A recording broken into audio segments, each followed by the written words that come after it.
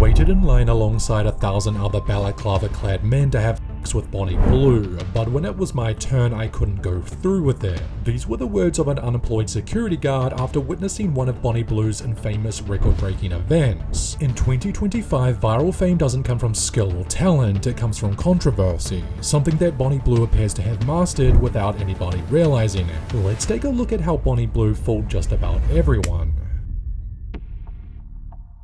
Before she was performing her own quote stunts and record-breaking events, Bonnie Blue was a recruiter, conducting interviews with resumes and reference checks, something she's still technically doing, though recruiting now means something else entirely. 26-year-old Tia Billinger was born in May of 1999, lived an ordinary life, worked in NHS finance and lived in a quiet town in the UK. But after her marriage ended in 2021, she moved to Australia and completely reinvented herself, camming online for a couple of weeks with pretty good results. I was bored of living in the 9 to 5. She would go on to make $4,000 to $5,000 after the first 2 weeks, but she quickly realized there was an issue. You can only be doing camming if you're literally sat there in front of the camera, whereas if I was to sell videos, like only I could be earning money whilst I'm sleeping or whilst I'm at the beach or on a dog walk. Tia would then go on to launch her own account, begin calling herself Bonnie Blue, and the rest is history. Though what made her stand out among others wasn't just the content itself, it was how far she was willing to push things. She soon realized that viewers of her content were young men, and the best way to target that demographic was directly.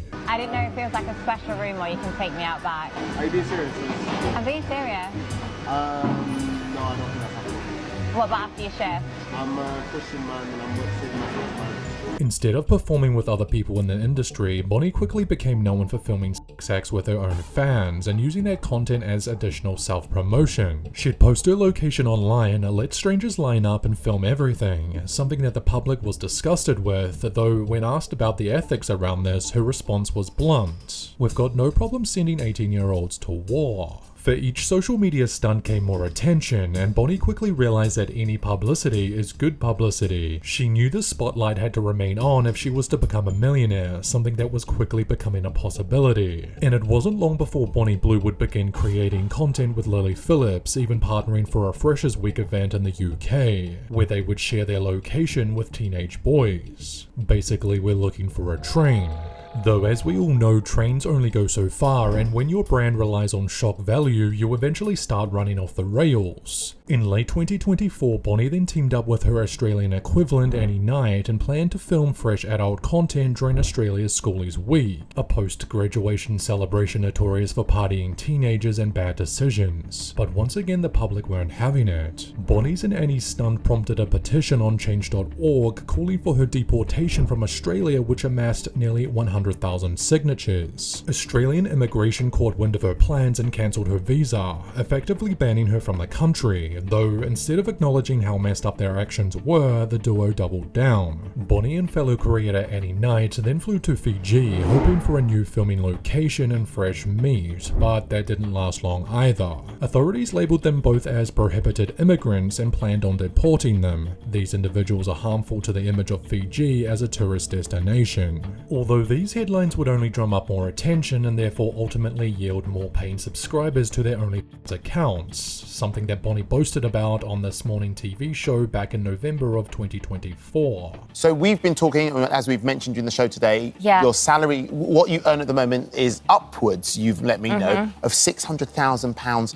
a month. Yes. She may be rich, but she's emotionally and morally bankrupt. It's online prostitution, nothing more, nothing less. She looks 40 years old, no way she's 25. In the same morning interview, Bonnie shared that her parents not only knew about her so-called recruitment, but helped advertise it for her, agreeing that it was in some way a family business. Bonnie was making almost $1 million a month for sleeping with teenagers, a concept so outrageous the public believed couldn't possibly get any worse. Though Bonnie would show them how wrong they were, she would then go on to take advantage of this newfound television audience for her next big stunt. On January 14th, it was revealed that Bonnie Blue had slept with 1,057 men in just 12 hours, beating off a woman who had previously set the same record back in 2004 with 919 men. Despite leaving an average of just 40 seconds per volunteer, Bonnie claimed that the record-breaking attempt was something almost normal. I'm fine, I just feel like I've had a heavy day in the bedroom. The so-called challenge was held at a private mansion in London owned by notorious playboy Eddie Davenport, and featured a line of balaclava-wearing men which tracked from the basement all the way to the top floor, with one unemployed security guard saying, "I waited in line alongside 1,000 other balaclava-clad men to have sex with Bonnie Blue, but when it was my turn I couldn't go through with it." Although clearly one man's trash is another man's treasure, with Bonnie Blue claiming that a young man turned up to the event with his own father. And really quick, what's the craziest thing you've done sexually?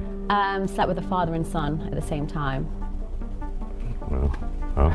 Her controversial actions had not only continued, but were clearly exceeded with the record-breaking stunt, essentially becoming part marathon, part marketing campaign. Medics later weighed in and publicly cast a doubt on the logistics, with several health professionals saying that the feat was physically impossible, citing exhaustion, medical risk, and basic math, something a woman should never do. Although of course Bonnie thought differently again, but her eyes told a different story. Members of the public believed they could see straight through it. The eyes never lie. Those eyes say it all. There is nothing behind her eyes. It breaks my heart. Although the sad reality got even worse. In February of 2025, tabloids would soon feature headlines that claimed Bonnie Blue had fallen pregnant from the record-breaking stunt. Then 2 days later, Bonnie would soon hint at this being true on social media, announcing that she would be doing a live stream of her childbirth. However, none of this was true. Bonnie's controversial marketing had once again performed brilliantly, as everyone had fallen for her trap. Bonnie realized early on that controversy was her currency, and for this level of income to continue, so did the stunts. Leveraging the media's power had never been so easy.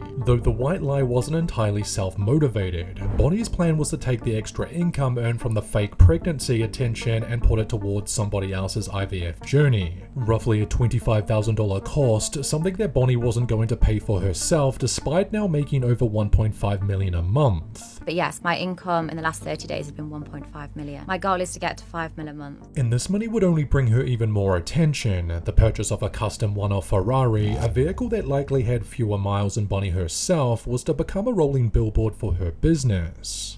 You guys realize this is all marketing, right? Some members of the public began recognizing the pattern of her ways, though most didn't. OnlyFans star Bonnie Blue busted by police in dramatic arrest. Here's what went down. Spoiler, she wasn't actually arrested. It was yet another marketing stunt designed to drum up more attention, something the public fell for hook, line and sinker, but it only got worse. In June of 2025, Bonnie announced that she would be running a petting zoo event with the aim of allowing 2,000 men to have with her, twice the amount as her first record. She'd hoped to be tied up in a glass box for the stunt, though reportedly this is what had her banned from OnlyFans on the grounds of it violating their policy against extreme challenges. They didn't like the idea of the glass box. They said it was against their terms and conditions. In their terms and conditions, at no point does it say you can't do a glass box event at all, but I was like, okay, that's fine. Though if you thought that Bonnie Blue had pushed the boundaries to the limits at this stage, you'd sadly be mistaken once again. Some of her future plans involve meeting a new husband and having kids, but not before other boxes have been ticked, including bathing in a bathtub full of donations and hitting 10,000 partners, among many other things. The entire saga has been a testament to see how far society will let an individual go before stepping up. It's essentially gotten to the point where some governments are changing laws within the industry, ultimately something that probably wouldn't have happened if it weren't for Bonnie Blue bringing attention to it. Bonnie Blue claims that she sleeps with because it's relatable and it acts as education, though in reality this seems like an excuse for targeted marketing, bypassing any third-party advertising and going straight to the source. And despite Channel 4's documentary on Bonnie Blue and her actions, it failed to get to the bottom of what motivates her extreme stunts, although at this point it's pretty obvious. Money. In less than 2 years, Bonnie has designed a blueprint for making millions, performing controversial stunts, then leverage conventional media to fuel a new round of outrage, essentially marketing her next stunt, recruiting new volunteers. It's a perpetual cycle, powered by those against her. This video wasn't made to glorify or justify Tia's actions, but to identify her marketing techniques now so that her rage bait becomes all too obvious and doesn't become apparent after her next big stunt.